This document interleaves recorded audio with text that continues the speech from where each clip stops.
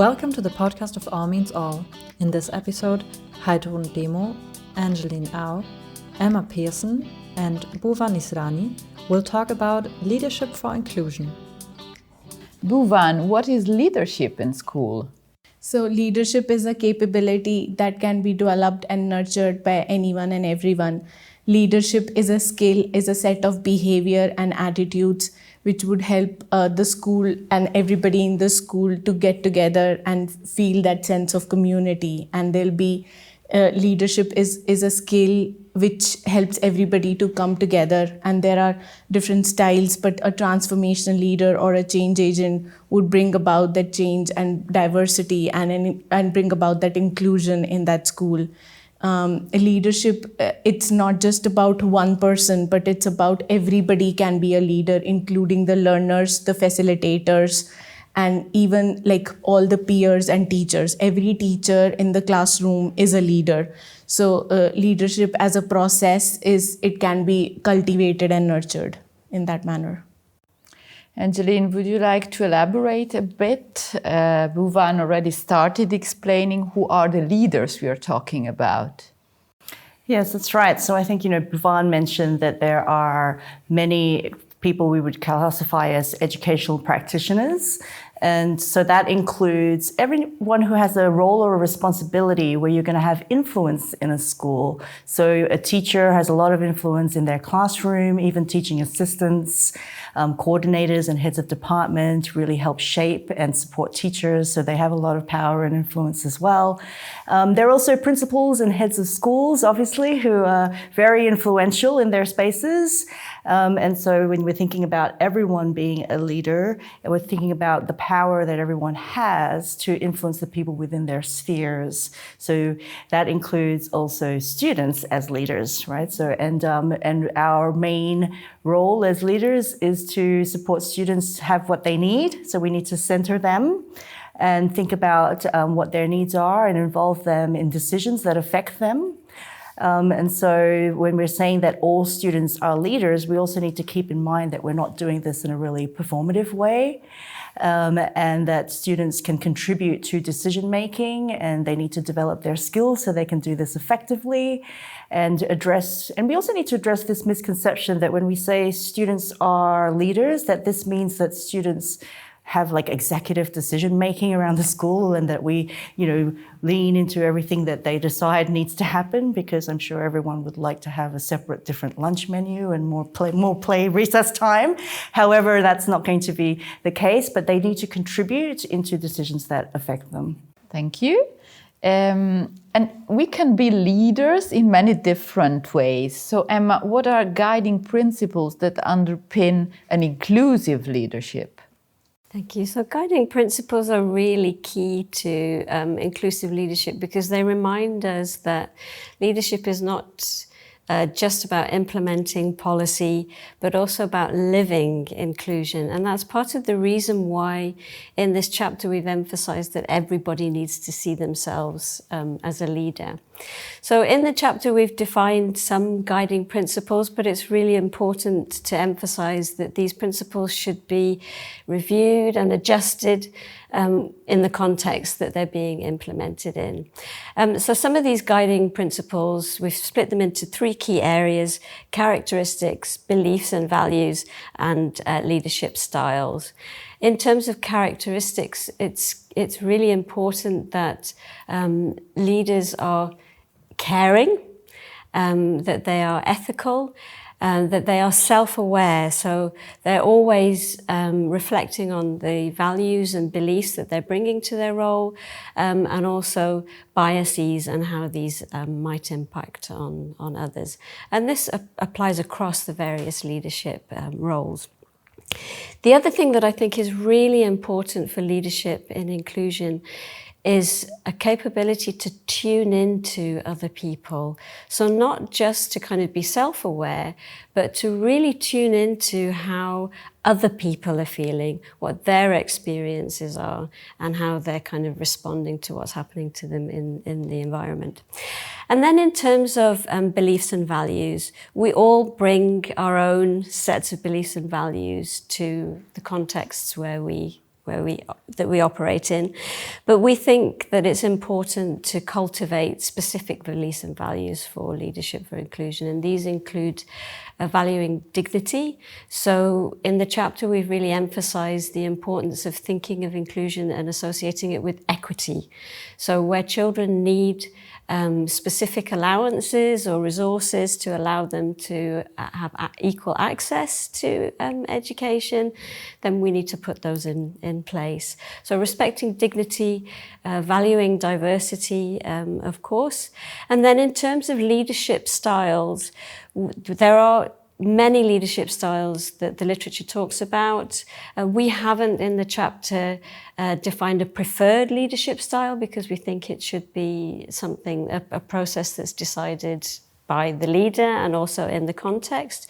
But we have suggested some possible leadership styles, including distributed leadership, which means that you're sharing leadership with people in your context.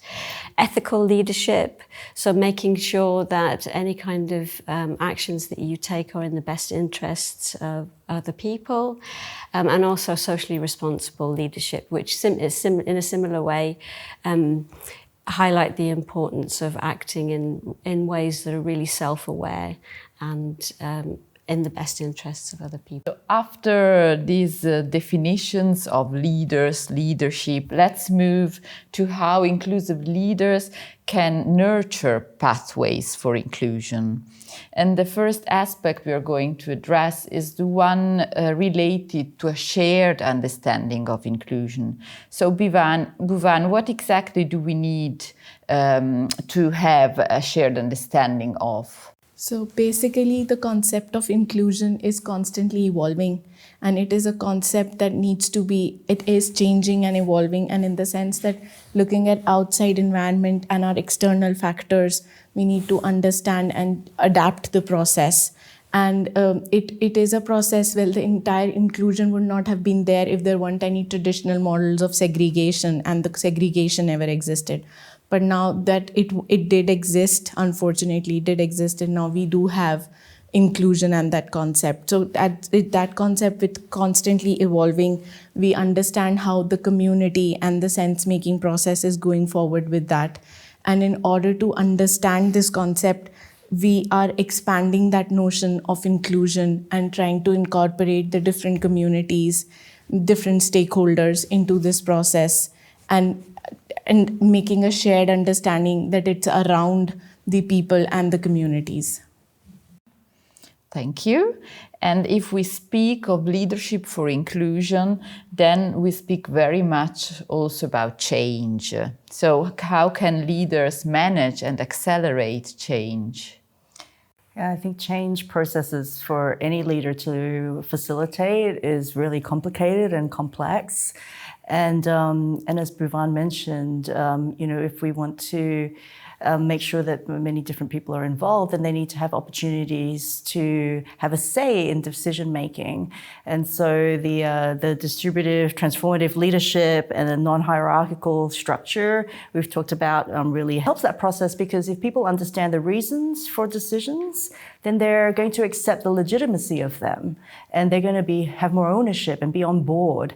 And also, if they are involved in the process of decision making, then immediately it's transparent, for them how decisions came about. And also the role that they play in that decision making gives them sort of an opportunity to really contribute and participate into how to make that change happen in the school.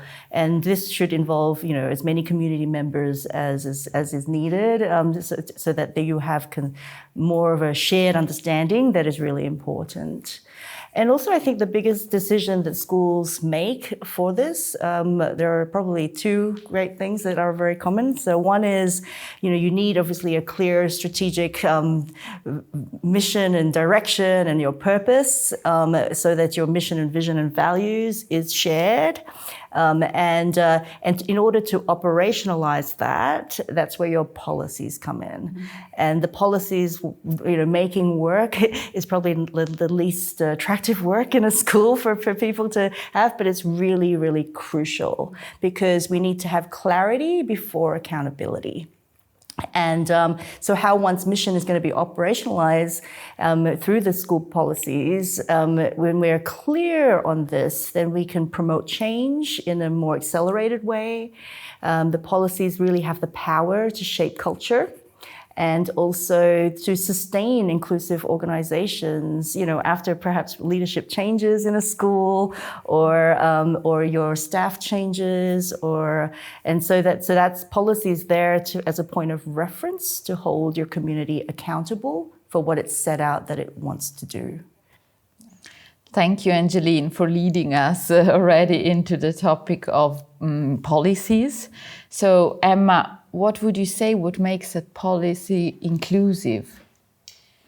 Okay, thanks. So I think it's very easy to talk about making a policy inclusive, but I think, as Angeline was just saying, it's a difficult thing to achieve, but it's key it's a key aspect of leadership for inclusion.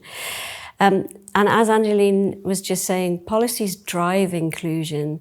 So it's essential that the policy reflects what we see as very important in terms of inclusive practice, and that they clearly articulate all the components of inclusion that we really value. In the chapter, we highlight two key areas of inclusive policy making. One is student-centred policy making, and the other is the importance of all constituent members of the school seeing themselves reflected in and also contributing to the policy making process. And again, we think it's really important to acknowledge that this is not an easy process to undertake, and it is very much a process. So we should be seeing the development and review of policies as something that is ongoing, reflexive, and involves all constituent members. A very important aspect of successful implementation of policy is that the people who are responsible for enacting it, which essentially involves all members of the school community, are aware of why it matters. So it's not just presented to them as a kind of foregone conclusion. They have been involved in the development of it, or at least been allowed to review it and have a voice in terms of its final version. So they see themselves in the policy, they understand why it matters, and they understand how they can contribute to implementing it. And unless we take this kind of inclusive participatory approach, it's likely that just a small number of people in the school will kind of connect to policy, and then the implementation process won't be as kind of comprehensive as it needs to be. Yeah, I think we certainly want policies to come alive and not just to sit on a shelf collecting dust. And I think there's a real interconnectedness between the policies. So when we're thinking about leadership for inclusion, we're actually want the philosophies and values to underpin all the policies. You might have a gender policy around that, but how perhaps we serve transgender students when they go away on trips, for example, might also show up in your safeguarding policy. And so they're very interconnected, and inclusive values need to underpin all of them. And so I think also one of the important things that we need to address in our policies are sort of the external parameters that may be exclusionary that happen. So to give you an example, like one might be a legal parameter. Mm-hmm. So for example, according to Equaldex, the world's most LGBT-friendly countries, country like Germany ranks 8th in that with a legal score, their legal score is actually 95 out of 100, which ranks the same as Finland, which ranks first. However, when it comes to public opinion, the score drops down to 62. And so another parameter we have to consider is the cultural parameter. And so how does your policy respond to both the legal and the cultural parameter so that your policy is going to be accessible to the people you're serving and that they can see themselves within it, and so they're going to also implement it as well, because we want policies to be accessible, realistic, and that the implementation can be seen in the community and monitored. We've already heard we don't want policies to stay on a shelf. So, Bhuvan, how can we then move from policy to practices? Yes, so building on to what Angelina has said here, it is very important to move and implement it on a day-to-day regular basis. And in order to move forward in this process, we can take data and analyze it and understand as to where the loophole exists and why is the policy not getting implemented. So there is a policy, but in the real world, in a real life context, in a school scenario, does the school parameters allow that policy to be implemented? And we collect data, which could be via school evaluation processes, audits, understanding as to why it is not being implemented on a day-to-day regular basis. And when we understand those inhibitors to the policy implementation, we can work together with different stakeholders as a team to implement it and understand. And at the same time, it's also around follow-up. So it's not just that there was a policy and now it's being implemented, but it could be that because as the external environment is constantly changing, we need to update the policies on a regular time-to-time basis and framework and understand the impact of both the internal and the external factors on it and implement the new revised version. And at the same time, when we talk about this policy and when we bring about this change or updation or modification in the policy, it is very, very important that all the people are involved in the process. All the stakeholders who will be impacted by this change are actually a part of the process. So calling a meeting, communicating it, organizing even a workshop or a seminar where you're able to communicate it to everybody that this is what is going to happen and this is how we are going to update and modify and bring about the change. So it's very important to communicate it as well and being very fair and transparent about this entire process. Then let's move to our third pathway to inclusion. And the question would be, how do we nurture safe places for diverse identities to grow? I think Emma is starting. Thanks, Heidrun.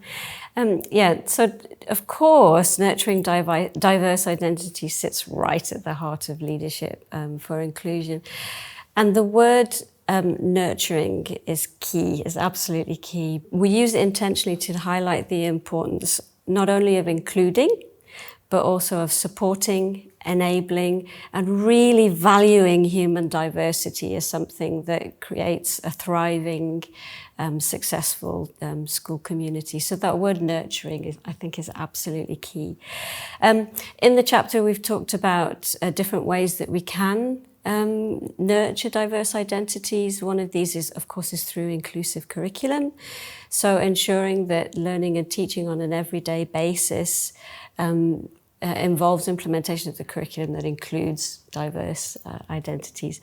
Also removing barriers to learning. And again, it's important to really think of this in terms of an equitable approach. So where children are experiencing unique barriers, they may be related to language, they may be related to psychological needs, they may be related to resources, a lack of resources. In terms of nurturing those identities, we have to ensure that we're responding to individual needs. And then two other areas which we mentioned in the chapter are open and shared decision-making and cultivating a sense of belonging and shared responsibility. So essentially, seeing diverse identities not as something that we need to kind of be addressing, but as something that is really sits at the heart of a successful, caring and thriving school community, and working in ways that we're ensuring all children have equal access to happy, productive learning in a caring environment by taking that equitable approach. And I also, building on to what Emma is saying here, building on to that, the culture of self-care for leaders is also very important. So we have trained the trainer session or a session where the leaders are able to engage in genuine self-care. So it could be about their physical and mental well-being, adequate sleep. They are able to get good sleep, a balanced, nutritious diet, and at the same time, they're able to understand the importance of their own mental well-being and health. And it's also about having a culture of professional and a culture of inquiry. So say, for example, if I am a new teacher in any school and there is a senior teacher, I should not be apprehensive to approach him or her.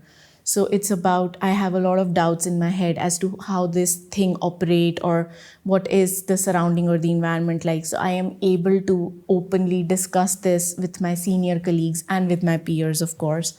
And then it's also about a culture of, by a culture of inquiry, I mean that I have a lot of creative inputs and I would like to say it to my leaders and to my line managers.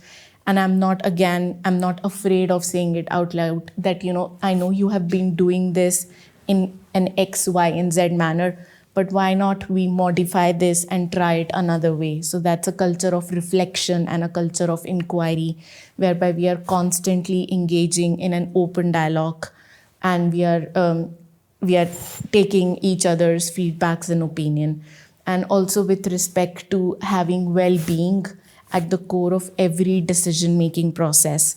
So whichever policy that is there in place and we are trying to implement it on a day-to-day basis, but we understand the importance of having well-being at the core and at the center of these policies and implementing it on a day-to-day basis.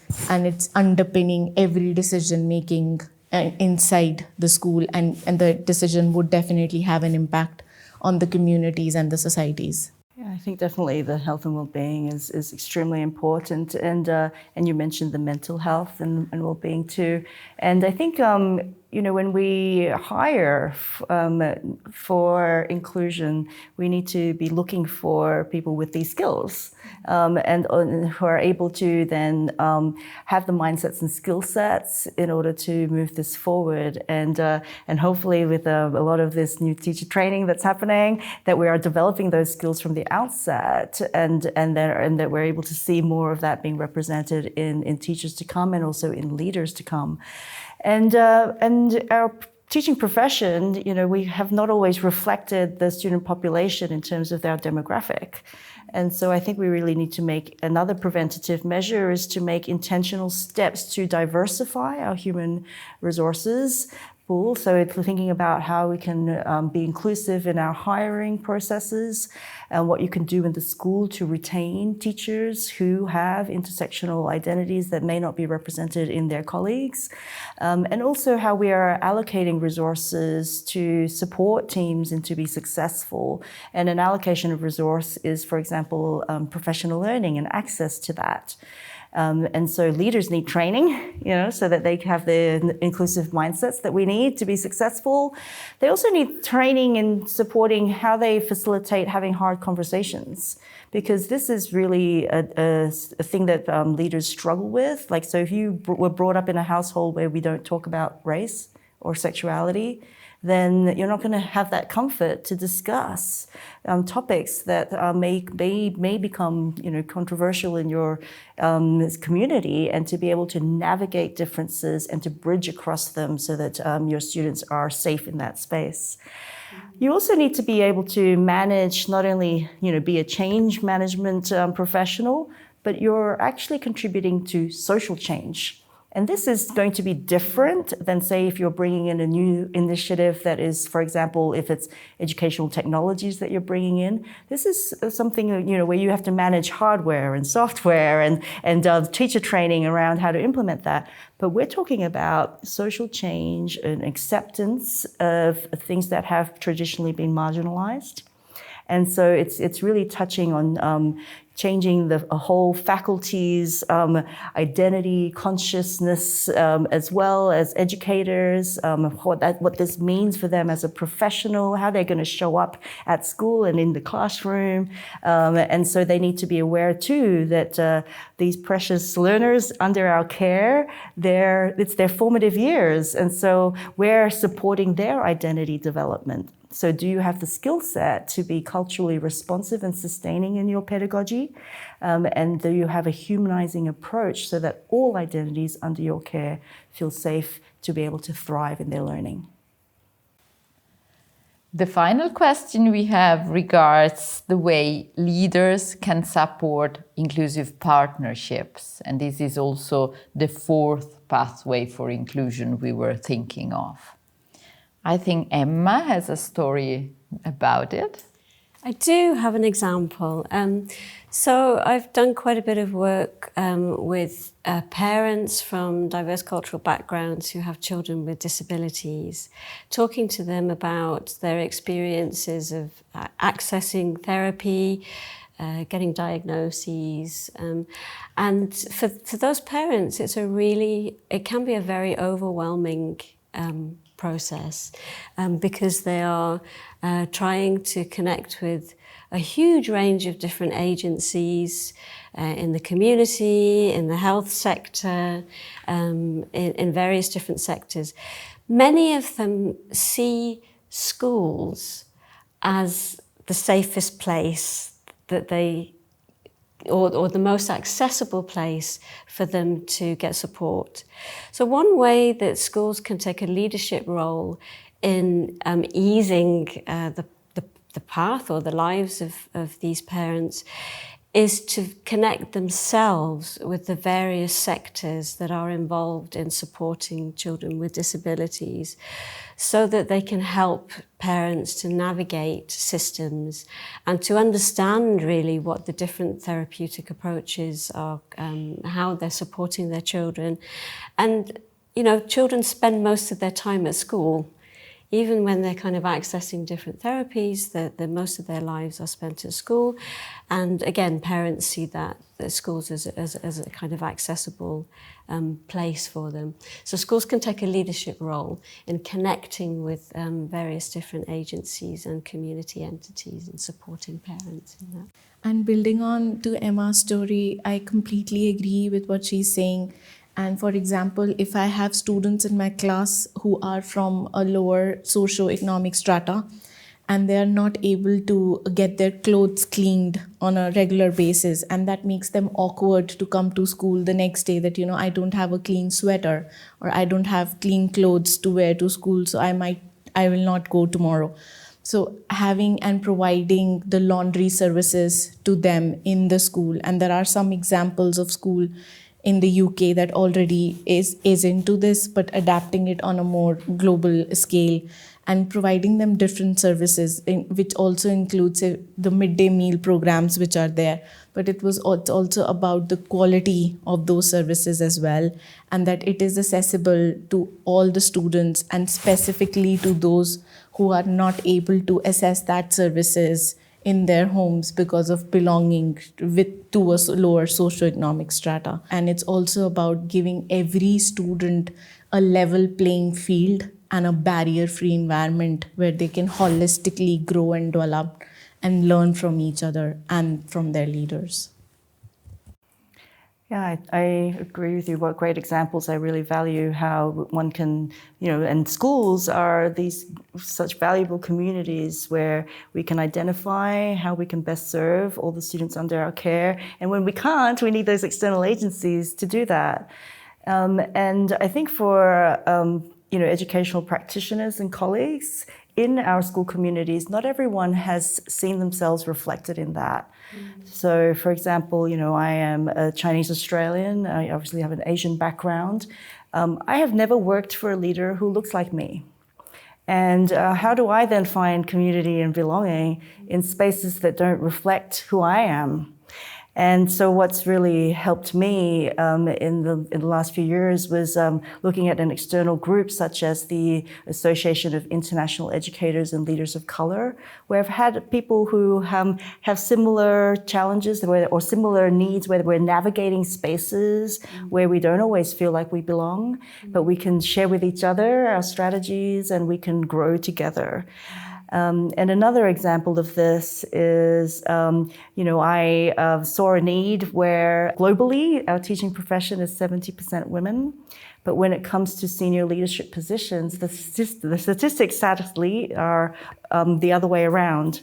And so what's going on here? How can we mitigate this gap have support people who are aspiring or existing leaders who identify as women?